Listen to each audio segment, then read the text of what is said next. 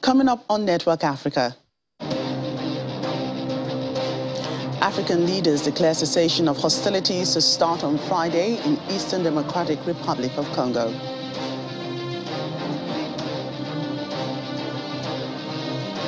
South Africa records its highest count of murder cases this year.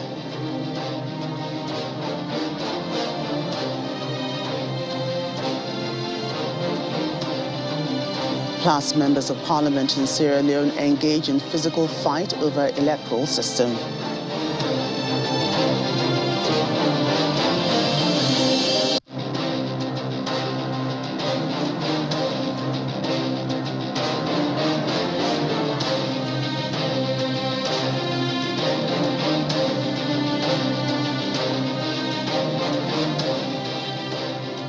Hello and welcome to the program. I'm Joke Rogers here in Lagos. African leaders have declared a cessation of hostilities to start on Friday in Eastern Democratic Republic of Congo, where M23 rebels have been making substantial gains in recent months. The statement was signed at the end of a mini summit in Angola's capital, Luanda, attended by the Rwandan foreign minister and the presidents of the DR Congo, Angola and Burundi. The signatories agreed on East African regional force would attack M23 positions if the rebels did not withdraw immediately from occupied areas. There has been no word so far from the M23. The U.S. has welcomed the roadmap outlined in the Luanda summit and urged Rwanda to end its support to the M23. DR Congo accuses Rwanda of backing the rebels who have been advancing on the regional capital, Goma. Rwanda denies any involvement. Let's get more on this. Joining us on the show is an African affairs analyst, Oluseyi Adeyemo. He joins us via Zoom from Lagos. Thank you for coming on to the show.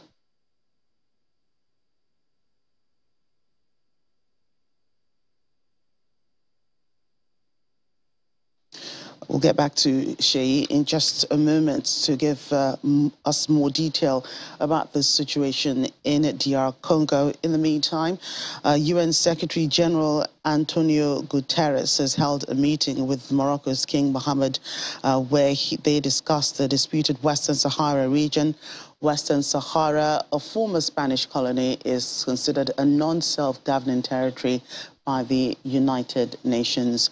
Morocco controls 80% of the territory, and the rest is held by the Polisario movement, which fought with Morocco for years after Spanish forces withdrew in 1975. In October, the UN Security Council urged both sides to resume negotiations. The two leaders met on the sidelines of the United Nations Alliance of Civilizations held in the Moroccan city of Fez. King Mohammed reaffirmed Morocco's position that the dispute be resolved on the basis of the autonomy initiative within the framework of the sovereignty and territorial integrity of the kingdom.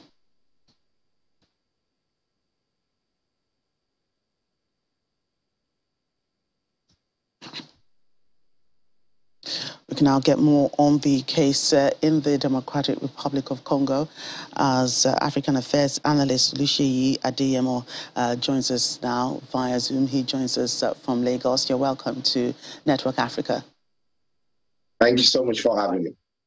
Right, so let's begin. What do you think about the position of M23 is concerning this proposed ceasefire that was just agreed to? Okay, the truth of the matter is this has been a long time problem that we all have had because when I say all, I mean it's an African problem that we've continued to deal with. And if you remember clearly, this they played a role in the Rwanda genocide. And so this history or what is happening right now is connected to what happened then. Yes, the Rwandans have claimed that they're not supporting the N20.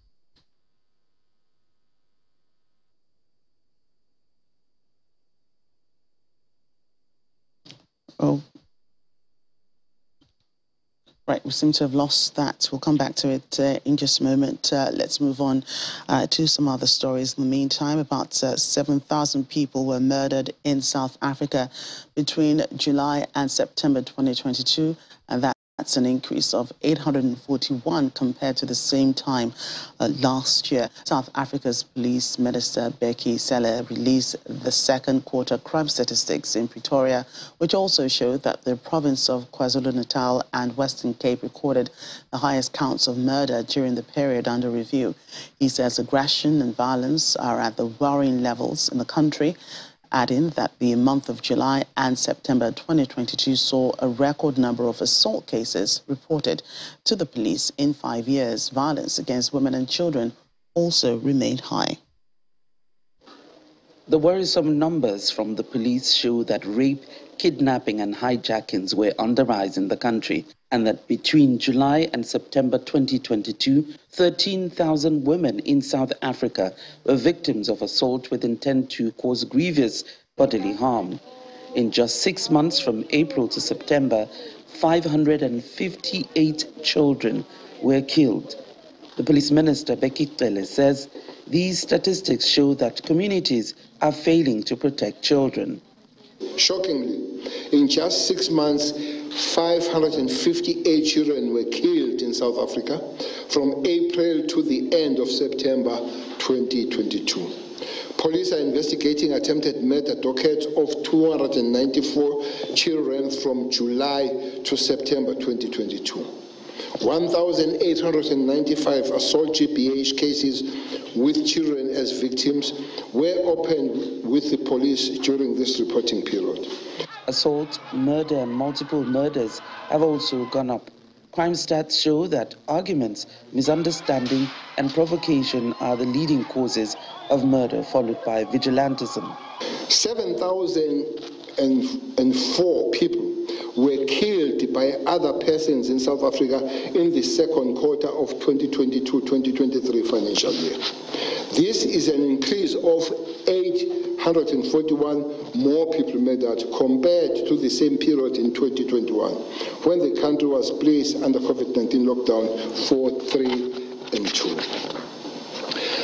Argument, misunderstanding and incidents of road rage provocations accounted for 956 murders in the country.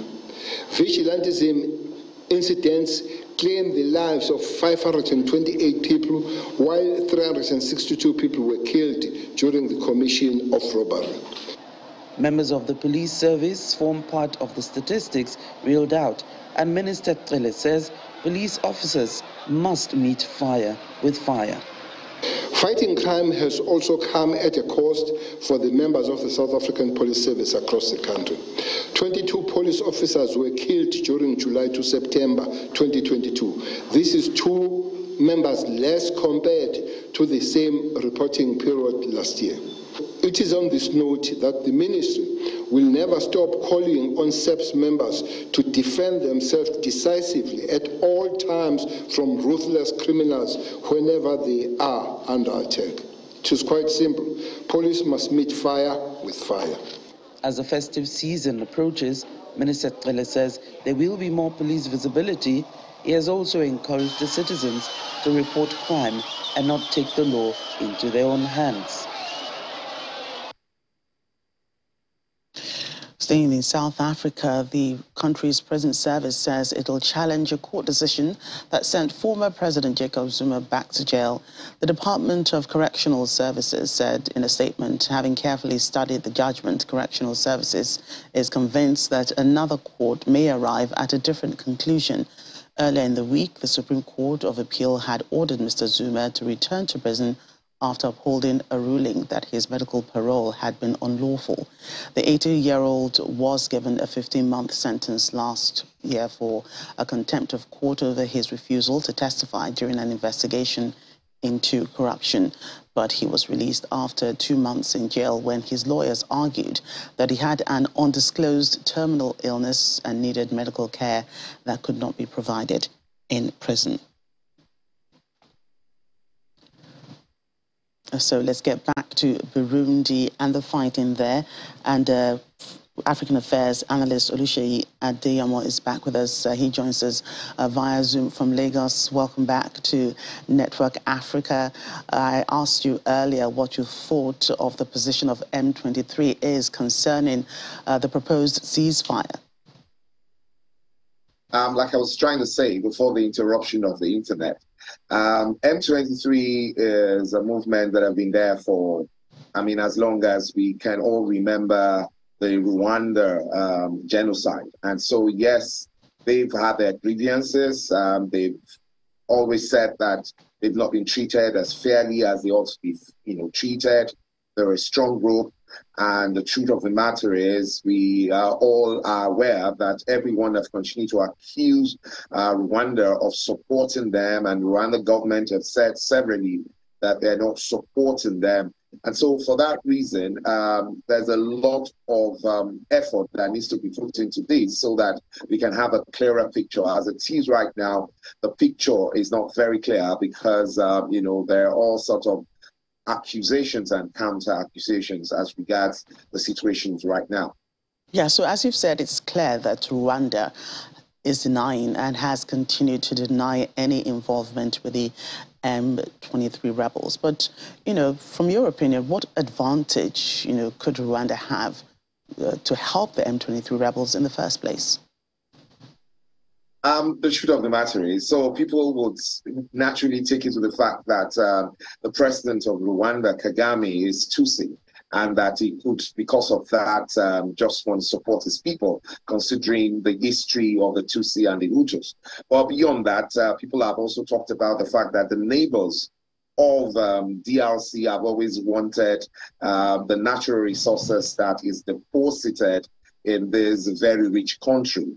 For me, all of that are still accusations and counter-accusations. So yes, it might be suspected that it is the natural resources that God has deposited in this country that have continued to plague the country, because it's amazing how rich the country is. They've never really ever known peace, at least since I had grown up. I've always known that DRC is in one trouble or the other. What other role do you think, the countries within the East Africa bloc can play apart from coming together to, get peace agreements? It's not the first time that, there's mediation in this crisis in DR Congo. I think we all need to be more sincere in the way we deal with ourselves.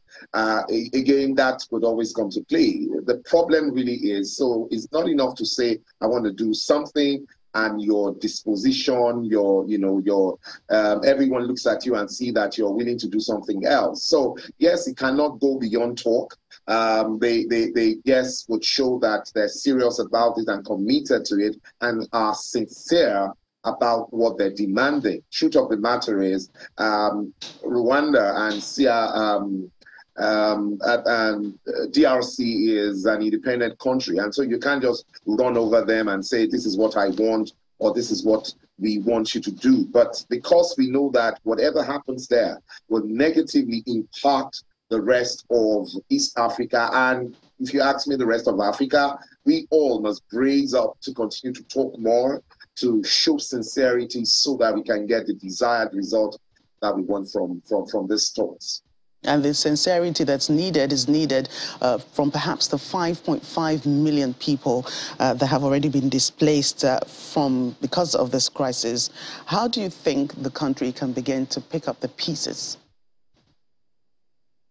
Again, we'll go back to the fact that we just need to be committed to this process. Nothing can go back to what it was automatically. The damage has been done. The history is there. Anger, everyone, the parties are angry at themselves. They have a very long history of how they've hated themselves for several reasons. They have several reasons for taking the decisions they've taken over the years. But at the end of the day, we must all look at the fact that these have continued to negatively impact the region. It's unfortunate. Recently, I was talking to a friend who was meant to be running a business in Congo. And at the end of the day, because he has some level of affiliation with Rwanda, it was difficult for that business to go through. So apart from the the political problem that this is causing, there are also very, very strong economic undertone to this, and the people-to-people relationship. These people are neighbors. They ought to be brothers and sisters. They should deal better with themselves. But unfortunately, unfortunately, because of the greed and the problem that we've always had to ourselves, because in my opinion, yes, you have an history of the fact that, a pain was caused. I think we should look away from that so that we can see the gain that is in today, and our world can be a better place than it is right now. Right. African Affairs Analyst Solushe Yadiemo, thank you for your time today on Network Africa. Thank you so much for having me. Still to come on the program. Mozambicans deal with cyclones by building stronger homes.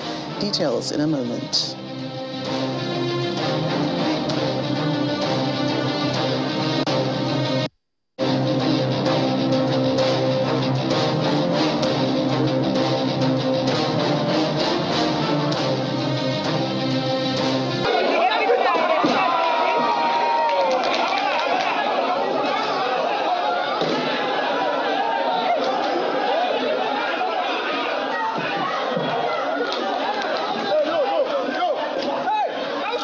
A row over a new electoral system in Sierra Leone has prompted a brawl in Parliament. Video footage shows punches being exchanged amid shouting.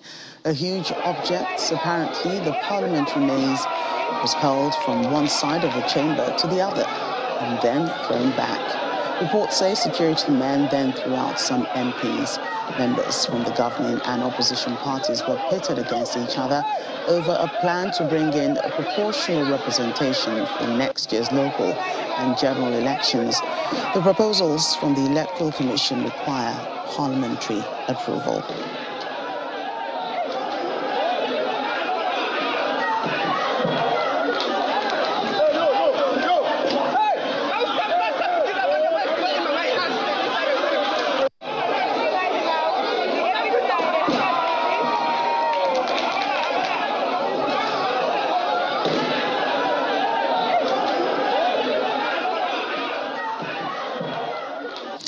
Away from the political situation to health now. Malawi is currently experiencing its worst cholera outbreak in over a decade. And to make matters worse, the country, which already experiences personal protective equipment and medicine shortages, has to deal with a global cholera vaccine shortage as declared by the WHO. At a cholera ward in Malawi's commercial capital, Blantyre, a nurse checks the IV in a patient's arm. The patient is one victim of the Southern African country's worst cholera outbreak in more than a decade. For her mother, Elder Firi, it's the second time in this ward. Her younger sister was also right here, in this very room, a couple of days ago. I can testify that cholera is a serious disease and we need to take precautions.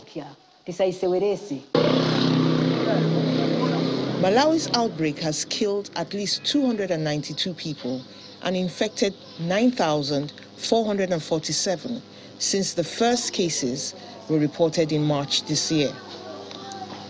The Ministry of Health says the current outbreak has a mortality rate of 3.1%, up from 2% in March. Understaffed, undersupplied, and undersupported, the Malawian healthcare system has identified a few health centers to create cholera treatment camps where patients have been arriving in droves. When you want to, you know what to do, but then you don't have this, you don't have enough equipment, and you don't have the supplies and the resources that you need to conduct your or to deliver your work. Then that comes a challenge and a drawback for you to deliver.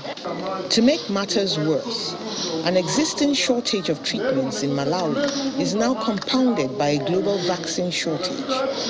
The World Health Organization declared in October that they would follow a single-dose strategy for the time being, even though the cholera vaccine needs 2 doses to be most effective. This is so that more people can be reached with the vaccine and at least have partial immunity. At the Indirande Health Center, clinician Pilirani Wanja is showing Blantyre residents how to self-administer an oral cholera vaccine. She says that out of 32 cholera cases received at the health center, none had taken the oral cholera vaccine. According to the Minister of Health, Kumbize Chiponda, the waterborne disease has spread to all of the country's 29 districts. This is unusual for cholera, which spreads when rains are heavy and floods are prevalent. Now, healthcare workers are worried about the upcoming rainy season. An Enugu State indigene in southeast Nigeria, but based in the United States, Mr. Noel Alumona, has become the first Nigerian and African to win the American Field Service Award for Young Global Citizens since its inception in 1914. The award was presented during the International Youth Day organized by the United Nations Global Communications Department, the AFS, Intercultural Programs, and the Youth Assembly. Chairman and Chief Executive Officer of Nigerians in Diaspora Commission, Honorable Abike Dabiri-Erewa, described him as an inspiration to Nigerians in diaspora when she received the founder and director, Boys Champions, at the NIDCOM office in Abuja. Mr. Alumona is a graduate of Vanderbilt University's Peabody College School of Education and currently a research and teaching assistant in the same university in Nashville, Tennessee. It's not just about making impact in America. It is not just about making impact in other countries across the world, but also bringing these things home, translating them here in our country so we can also continue to create the change here in Nigeria. So that's why our organization thought it wise to bring together young people, bring together policymakers, so we can open up conversations around, issues pertaining to young people, issues pertaining to, the development and the growth of our economy, of our country. I look forward to the fruitful what you're doing, the talk, the conversations. You've brought together a very brilliant young men and women. And there's so much for you to do in Nigeria. You can see it, you can feel it. The technology, your wealth of experience and knowledge, what you've learned over the years, what you need to do is what you're doing, capacity building. You can make a difference in the lives of young Nigerians. Elsewhere in cyclone hit Mozambique, displaced people like Patricio Alberto Mponda are learning to live with the effects of extreme weather and build homes that can withstand tropical storms, cyclones, and flooding. Patricio Mponda and his family fled violence in Mozambique's insurgency-hit Cabo Delgado province. Until March this year, the family had been staying inside a government shelter in the northeastern Nampula province until Cyclone Gombe hit in March and demolished their new home. This entire wall is destroyed and rainwater ended up getting inside the shelter, and as strong winds accompanied the rain, it simply tore off the roof and everything else was destroyed. He's now taking matters into his own hands, building a new home that should be able to withstand the Southern African country's increasingly extreme weather events, supported by the UN Refugee Agency and staff members like Armando McCabe. We created a shelter with overhanging roofs around the shelter to withstand the capacity of the gale that can affect the shelter. We also improved the shelter's structure within the structure that makes the walls strong enough to withstand very strong winds and rains.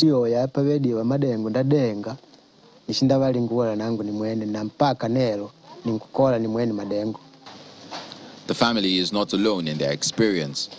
Mozambique is home to over 1 million internally displaced people, and according to UNHCR, thousands of families have been affected by severe weather this year alone.